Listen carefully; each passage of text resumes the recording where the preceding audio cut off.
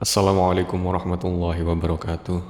Alhamdulillahirabbil alamin wassalatu wassalamu ala asyrafil anbiya'i wal mursalin nabiyina sayyidina Muhammadin wa ala alihi wa sahbihi ajma'in. Sahabat muslim yang dirahmati Allah sekalian, Isra Mi'raj adalah peristiwa penting dalam sejarah Islam yang terjadi pada abad ke-7 Masehi. Peristiwa ini terdiri dari dua bagian, yaitu Isra dan Mi'raj. Isra adalah perjalanan malam Nabi Muhammad SAW dari Masjidil Haram di Mekah ke Masjidil Aqsa di Yerusalem, yang dilakukan dengan bantuan malaikat Jibril. Mi'raj adalah perjalanan Nabi Muhammad SAW dari Masjidil Aqsa ke langit yang lebih tinggi sampai ke Sidratul Muntaha, tempat beliau bertemu dengan Allah Subhanahu wa Ta'ala dan menerima wahyu terakhir, yaitu perintah untuk menjalankan sholat 5 waktu. Peristiwa Isra Mi'raj memiliki banyak makna dan hikmah bagi umat Islam. Salah satunya adalah bahwa peristiwa ini menunjukkan kebesaran dan kekuasaan Allah serta kedekatan Nabi Muhammad SAW dengannya. Selain itu, Isra Mi'raj juga menegaskan pentingnya sholat 5 waktu sebagai salah satu rukun Islam yang penting. Oleh karena itu, peringatan Isra Mi'raj biasanya dirayakan oleh umat Islam dengan melakukan sholat malam dan zikir, serta melakukan kegiatan-kegiatan keagamaan lainnya sebagai bentuk penghormatan dan penghambaan kepada Allah Subhanahu wa Ta'ala. Pada pembahasan kali ini, kita akan mendalami kisah Isra Mi'raj secara utuh berikut detil-detil peristiwa yang terjadi di dalamnya. Maka dari itu, mari kita mulai dengan bacaan Bismillahirrahmanirrahim. Pada suatu malam, Nabi Muhammad SAW berada di Hijr Ismail dekat Ka'bah Al-Musharrafah. Saat itu beliau berbaring di antara paman beliau Sayyidina Hamzah dan sepupu beliau Sayyidina Ja'far bin Abi Thalib. Tanpa ada yang menyangka, tiba-tiba malaikat Jibril, malaikat Mikael dan malaikat Israfil menghampiri beliau lalu membawa beliau ke arah sumur Zamzam.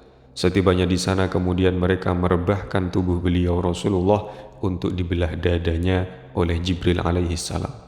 Dalam riwayat lain disebutkan, suatu malam terbuka atap rumah beliau sallallahu alaihi wasallam, kemudian turun Jibril alaihissalam, lalu Jibril membelah dada beliau yang mulia sampai di bawah perut beliau.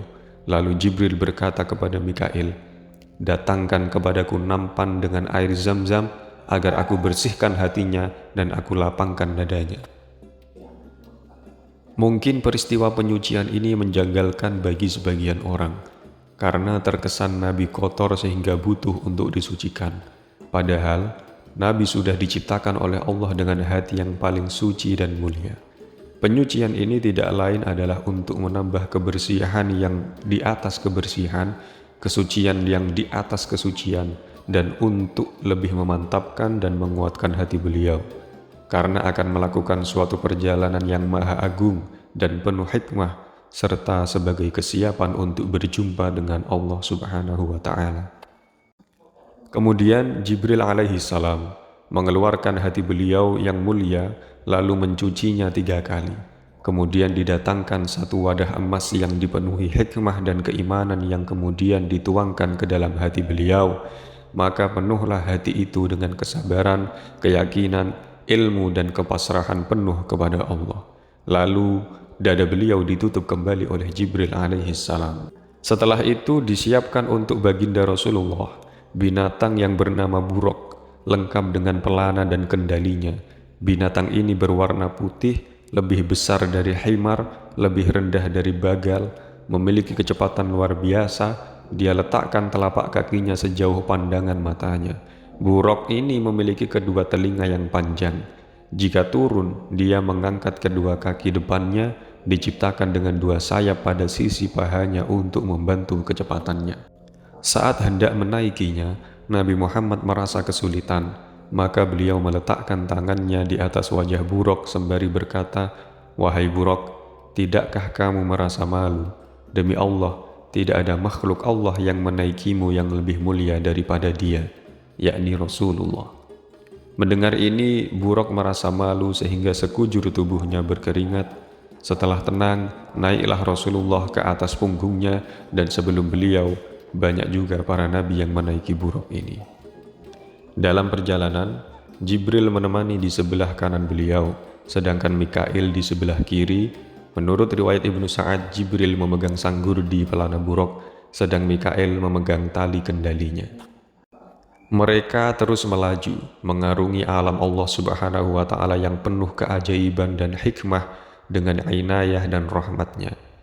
Di tengah perjalanan, mereka berhenti di suatu tempat yang dipenuhi pohon kurma. Lantas malaikat Jibril berkata, "Turunlah di sini dan sholatlah." Setelah beliau sholat, Jibril berkata, "Tahukah engkau di mana Anda sholat?" "Tidak," jawab Nabi. Jibril berkata, "Anda telah sholat di Thaibah, nama lain dari Madinah, dan ke sana Anda akan berhijrah." Kemudian Buraq berangkat kembali melanjutkan perjalanan.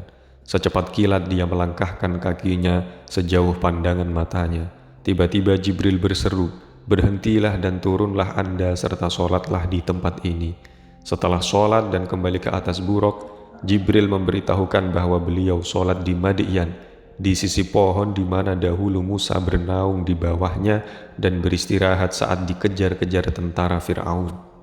Dalam perjalanan selanjutnya, Nabi Muhammad turun di Tur Sina, sebuah lembah di Syam, tempat di mana Nabi Musa berbicara dengan Allah Subhanahu wa Ta'ala. Beliau pun sholat di tempat itu. Kemudian beliau sampai di suatu daerah yang tampak kepada beliau istana-istana Syam. Beliau turun dan sholat di sana. Kemudian Jibril memberitahukan kepada beliau dengan berkata, "Anda telah sholat di Bethlehem, yakni Baitul Maqdis, tempat dilahirkannya Nabi Isa bin Maryam." Setelah melanjutkan perjalanan, tiba-tiba beliau melihat Ifrit dari bangsa jin yang mengejar beliau dengan semburan api. Setiap Nabi menoleh, beliau melihat Ifrit itu. Kemudian Jibril berkata, "Aku ajarkan kepada Anda beberapa kalimat. Jika Anda baca, maka akan memadamkan apinya Ifrit dan terbalik kepadanya wajahnya, lalu dia binasa." Kemudian Jibril alaihissalam memberitahukan doa tersebut kepada Rasulullah. Setelah itu mereka melanjutkan perjalanan sampai akhirnya bertemu dengan suatu kaum yang menanam benih pada hari itu dan langsung tumbuh besar dan dipanen hari itu juga. Setiap kali dipanen kembali seperti awalnya dan begitu seterusnya. Melihat keanehan ini, beliau Shallallahu Alaihi Wasallam bertanya, "Wahai Jibril, siapakah mereka itu?" Jibril menjawab, "Mereka adalah para mujahid fi sabilillah, orang yang mati syahid di jalan Allah. Kebaikan mereka dilipat gandakan sampai 700 kali." Beberapa saat kemudian beliau mencium bau wangi semerbak. Beliau bertanya, "Wahai Jibril, bau wangi apakah ini?" Jibril menjawab, "Ini adalah wanginya Masyitoh, wanita yang menyisir anak-anak Fir'aun." Masyitoh adalah tukang sisir anak perempuan Fir'aun. Ketika dia melakukan pekerjaannya, tiba-tiba sisirnya terjatuh. Spontan dia mengatakan, "Bismillah, celakalah Fir'aun." Mendengar ini, anak Fir'aun bertanya, "Apakah kamu memiliki Tuhan selain ayahku?" Masyitoh menjawab, "Ya."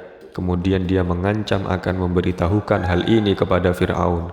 Setelah dihadapkan kepada raja yang lalim itu, dia berkata, "Apakah kamu memiliki Tuhan selain aku?" Masyitoh menjawab, "Ya, Tuhanku dan Tuhanmu adalah Allah." Mengetahui keteguhan iman Masyitoh, kemudian Fir'aun mengutus seseorang untuk menarik kembali dia dan suaminya yang tetap beriman kepada Allah agar murtad. Jika tidak, maka mereka berdua dan kedua anaknya akan disiksa. Tapi keimanan masih menetap di hati Masyitoh dan suaminya. Justru dia berkata, "Jika kamu hendak membinasakan kami, silahkan, dan kami harap jika kami terbunuh, kuburkan kami dalam satu tempat." Maka Fir'aun memerintahkan agar disediakan kuali raksasa dari tembaga yang diisi minyak dan air kemudian dipanasi. Setelah betul-betul mendidih, dia memerintahkan agar mereka semua dilemparkan ke dalamnya. Satu persatu mereka syahid. Sekarang tinggal Masyitoh dan anaknya yang masih menyusu berada dalam dekapannya. Kemudian anak itu berkata, "Wahai ibuku, lompatlah, jangan takut. Sungguh engkau berada pada jalan yang benar." Kemudian dilemparlah dia dan anaknya.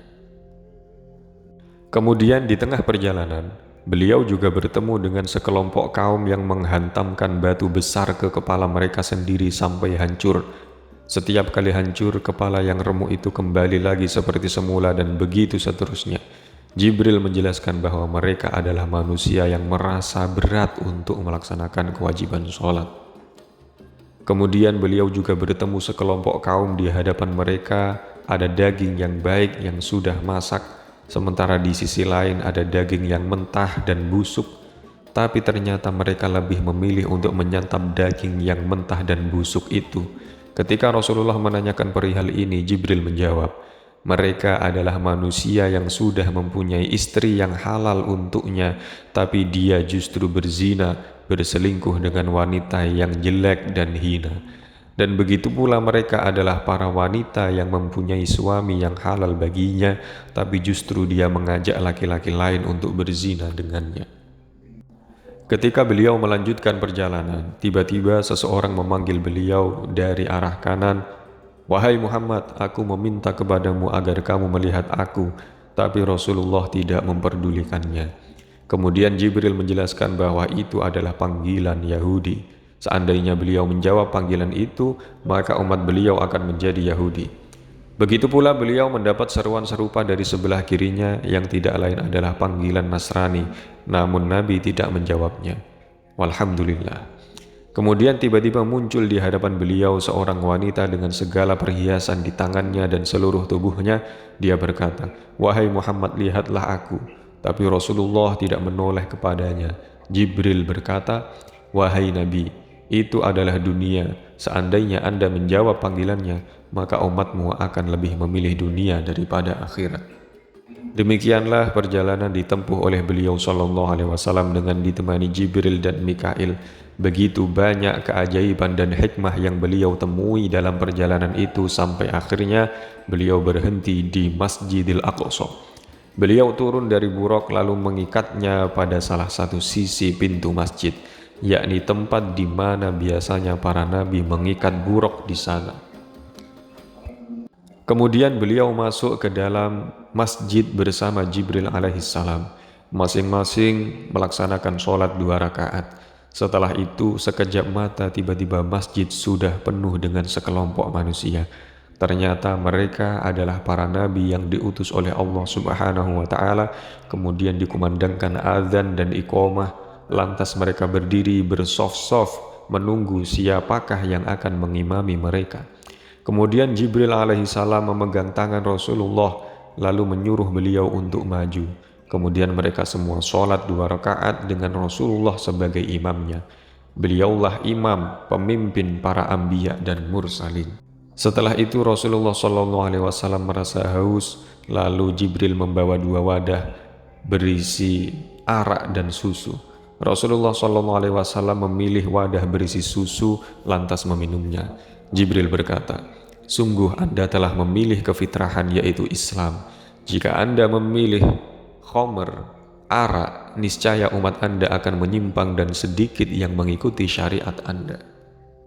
Setelah melakukan Isra dari Makkah Al-Mukarramah sampai ke Masjidil Aqsa Baitul Maqdis, kemudian beliau disertai malaikat Jibril alaihissalam siap untuk melakukan Mi'raj, yakni naik menembus berlapisnya langit ciptaan Allah yang maha perkasa, sampai akhirnya beliau sallallahu alaihi wasallam berjumpa dengan Allah dan berbicara dengannya, yang intinya adalah beliau dan umat ini mendapat perintah sholat 5 waktu. Sungguh merupakan nikmat dan anugerah yang luar biasa bagi umat ini, di mana Allah Subhanahu wa Ta'ala memanggil nabinya secara langsung untuk memberikan dan menentukan perintah ibadah yang sangat mulia ini.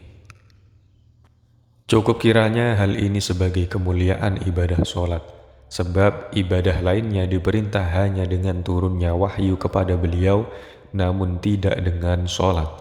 Allah memanggil hamba yang paling dicintainya, yakni Nabi Muhammad, ke hadiratnya untuk menerima perintah ini.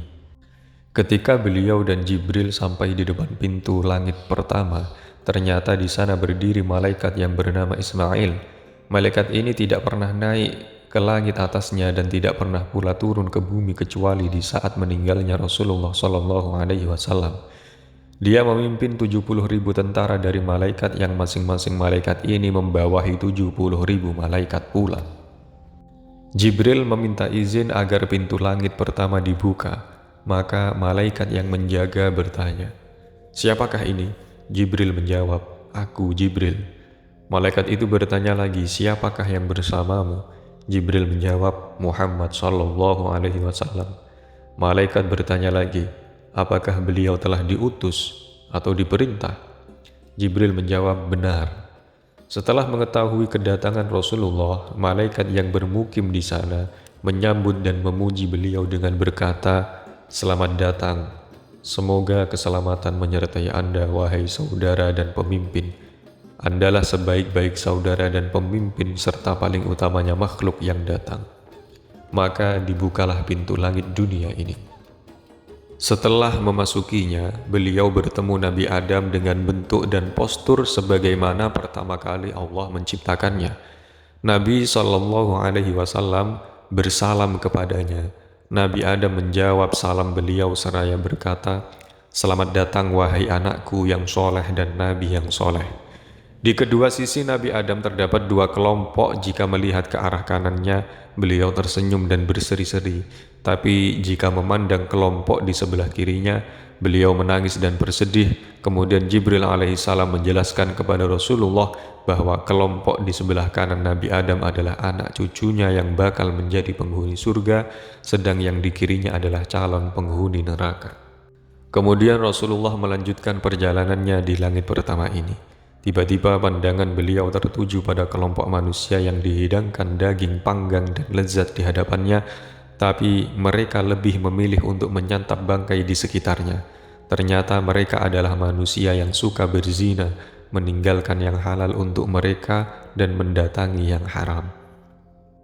Kemudian beliau berjalan sejenak, dan tampak di hadapan beliau suatu kaum dengan perut membesar, seperti rumah yang penuh dengan ular-ular. Dan isi perut mereka ini dapat dilihat dari luar, sehingga mereka sendiri tidak mampu membawa perutnya yang besar itu.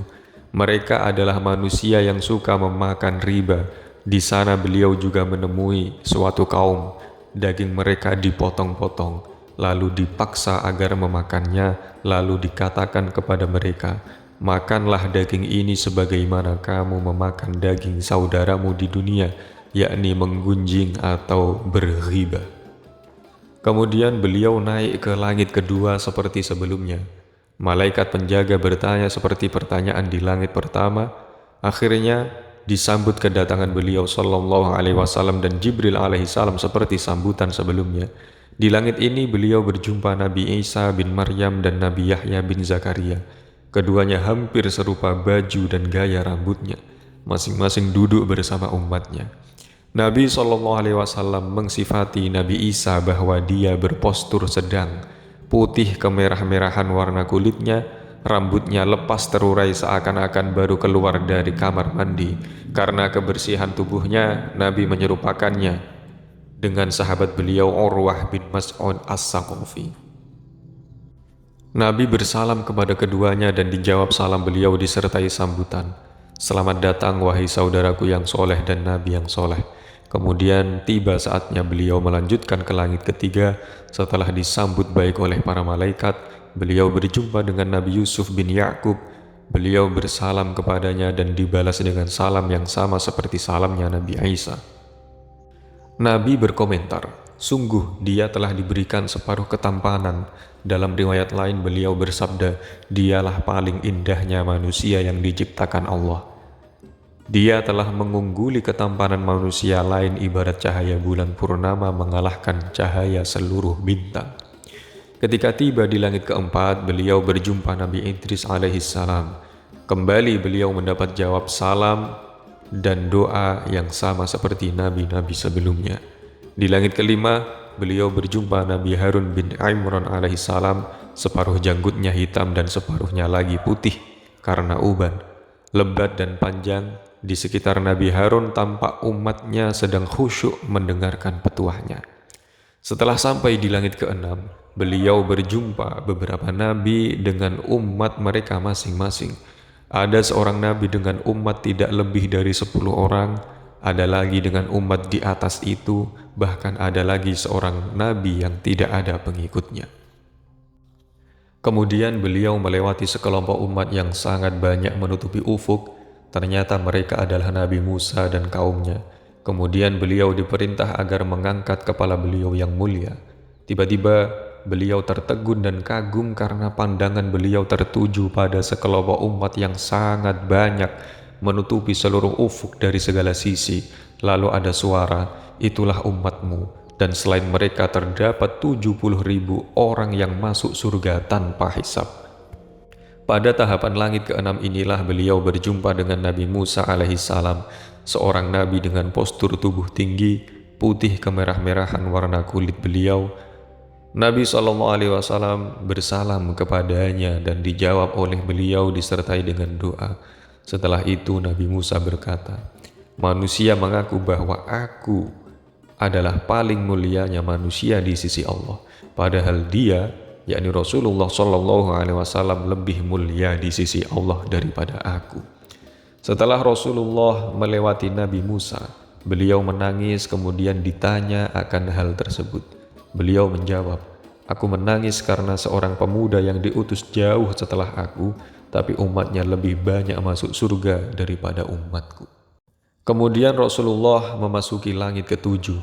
Di sana beliau berjumpa Nabi Ibrahim alaihissalam sedang duduk di atas kursi dari emas di sisi pintu surga sambil menyandarkan punggungnya pada Baitul Ma'mur. Di sekitarnya berkumpul umatnya. Setelah Rasulullah SAW bersalam dan dijawab dengan salam dan doa serta sambutan yang baik, Nabi Ibrahim berpesan, "Perintahkanlah umatmu untuk banyak menanam tanaman surga. Sungguh tanah surga sangat baik dan sangat luas." Rasulullah SAW bertanya, "Apakah tanaman surga itu?" Nabi Ibrahim menjawab, yakni zikir la haula wala quwata illa billahil aliyyil azim. Dalam riwayat lain beliau berkata, "Sampaikan salamku kepada umatmu. Beritakanlah kepada mereka bahwa surga sungguh sangat indah tanahnya, tawar airnya dan tanaman surgawi adalah subhanallah walhamdulillah wala ilaha illallah wallahu akbar." Kemudian Rasulullah diangkat sampai ke Sidratul Muntaha, sebuah pohon amat besar sehingga seorang penunggang kuda yang cepat tidak akan mampu untuk mengelilingi bayangan di bawahnya sekalipun memakan waktu 70 tahun. Dari bawahnya memancar sungai air yang tidak berubah bau, rasa, dan warnanya. Sungai susu yang putih bersih serta sungai madu yang jernih penuh dengan hiasan permata zamrud dan sebagainya sehingga tidak seorang pun mampu melukisnya. Kemudian beliau SAW diangkat sampai akhirnya berada di hadapan telaga Al-Kautsar, telaga khusus milik beliau SAW. Setelah itu beliau memasuki surga dan melihat di sana berbagai macam kenikmatan yang belum pernah dipandang mata, didengar telinga, dan terlintas dalam hati setiap insan. Begitu pula ditampakkan kepada beliau neraka yang dijaga oleh malaikat Malik, malaikat yang tidak pernah tersenyum sedikit pun dan tampak kemurkaan di wajahnya. Dalam satu riwayat, setelah beliau melihat surga dan neraka, maka untuk kedua kalinya beliau diangkat ke Sidratul Muntaha, lalu beliau diliputi oleh awan dengan beraneka warna. Pada saat inilah Jibril mundur dan membiarkan Rasulullah berjalan seorang diri, karena Jibril tahu hanya beliaulah yang mampu untuk melakukan hal ini, yakni berjumpa dengan Allah Subhanahu wa Ta'ala. Setelah berada di tempat yang ditentukan oleh Allah, tempat yang tidak seorang makhluk pun diizinkan berdiri di sana, tempat yang tidak seorang pun makhluk mampu mencapainya, beliau melihatnya dengan mata beliau yang mulia. Saat itu langsung beliau bersujud di hadapan Allah Subhanahu wa Ta'ala. Allah berfirman, "Wahai Muhammad." Nabi Muhammad menjawab, "Labbaik ya Rabb." Allah berfirman, "Mintalah sesuka hatimu." Nabi bersabda, "Ya Allah, Engkau telah menjadikan Ibrahim sebagai khalil atau kawan dekat. Engkau mengajak bicara Musa, Engkau berikan Daud kerajaan dan kekuasaan yang besar, Engkau berikan Sulaiman kerajaan agung, lalu ditundukkan kepadanya jin, manusia, dan syaitan serta angin. Engkau ajarkan Isa At-Taurat dan Injil, dan engkau jadikan dia dapat mengobati orang yang buta dan belang, serta menghidupkan orang mati. Kemudian Allah berfirman, sungguh aku telah menjadikanmu sebagai kekasihku. Dalam Sahih Imam Muslim diriwayatkan dari sahabat Anas bin Malik bahwa Rasulullah bersabda, kemudian Allah mewajibkan kepadaku dan umat 50 sholat sehari semalam. Lalu aku turun kepada Musa di langit keenam, lalu dia bertanya, apa yang telah Allah wajibkan kepada umatmu? Aku menjawab 50 sholat. Musa berkata, kembalilah kepada Rabbmu dan mintalah keringanan sebab umatmu tidak akan mampu untuk melakukannya. Maka aku kembali kepada Allah agar diringankan untuk umatku, lalu diringankanlah 5 sholat, yang artinya menjadi 45 sholat. Lalu aku turun kembali kepada Musa, tapi Musa berkata, sungguh umatmu tidak akan mampu melakukannya, maka mintalah sekali lagi keringanan kepada Allah. Maka aku kembali lagi kepada Allah dan demikianlah terus aku kembali kepada Musa dan kepada Allah sampai akhirnya Allah berfirman, wahai Muhammad, itu adalah kewajiban 5 sholat sehari semalam. Setiap satu sholat seperti dilipat gandakan menjadi 10, maka jadilah 50 sholat. Maka aku beritahukan hal ini kepada Musa, namun tetap dia berkata, kembalilah kepada Rabbmu agar minta keringanan. Maka aku katakan kepadanya, aku telah berkali-kali kembali kepadanya sampai aku malu kepadanya. Setelah beliau menerima perintah ini, maka beliau turun sampai akhirnya menaiki buraq kembali ke kota Mekah Al-Mukarramah, sedang saat itu masih belum tiba fajar. Pagi harinya beliau memberitahukan mukjizat yang agung ini kepada umatnya. Maka sebagian besar di antara mereka mendustakan, bahkan mengatakan Nabi telah gila dan tukang sihir. Saat itu pertama, umat yang membenarkan dan mempercayai beliau adalah Sayyidina Abu Bakar. Maka pantaslah beliau bergelar As-Siddiq. Bahkan tidak sedikit di antara mereka yang tadinya beriman kembali murtad keluar dari syariat Islam. Sungguh keimanan itu intinya adalah membenarkan dan percaya serta pasrah terhadap semua yang dibawa dan diberitakan Nabi Muhammad SAW. Sebab beliau tidak mungkin berbohong apalagi berkhianat dalam risalah dan dakwah beliau. Beliaulah Nabi yang mendapat gelar Al-Amin, dipercaya, As-Shadiq, selalu jujur, dan Al-Masduq, yang dibenarkan segala ucapannya, Sallallahu Alaihi Wasallam. Demikianlah ringkasan dari perjalanan Isra dan Mi'raj Nabi Muhammad Sallallahu Alaihi Wasallam yang dinukil dari ringkasan kitab Al-Anwar, Al-Bahiyah, dan Zikroyat wa Munasabat, yang mana kedua kitab ini adalah karya dari Al-Imam Al-Muhaddis As-Sayyid Muhammad bin Alawi Al-Maliki Al-Hasani radhiyallahu anhu, maha guru dari Al-Ustadz Al-Habib Soleh bin Ahmad Al-Alaidrus. Sebagai umat muslim, kita dapat mengambil pelajaran dari perjalanan Nabi Muhammad SAW ke langit tersebut untuk memperkuat iman dan keyakinan kita kepada Allah Subhanahu wa Ta'ala. Selain itu, kita juga dapat memperkuat ikatan dengan sesama muslim dan meningkatkan ibadah kita dengan lebih tekun dan khusyuk. Peringatan Isra Mi'raj juga menjadi momentum untuk merenungkan pentingnya menjaga nilai-nilai yang terkandung dalam agama Islam, seperti menghormati sesama, berbuat kebaikan, dan menghindari perbuatan yang dilarang dalam agama. Dalam mengakhiri tema Isra Mi'raj, mari kita terus memperdalam pemahaman tentang agama Islam dan terus meningkatkan ibadah kita agar kita senantiasa mendapatkan rahmat Allah Subhanahu wa Ta'ala dan menjadi lebih baik dari sebelumnya. Wassalamualaikum warahmatullahi wabarakatuh.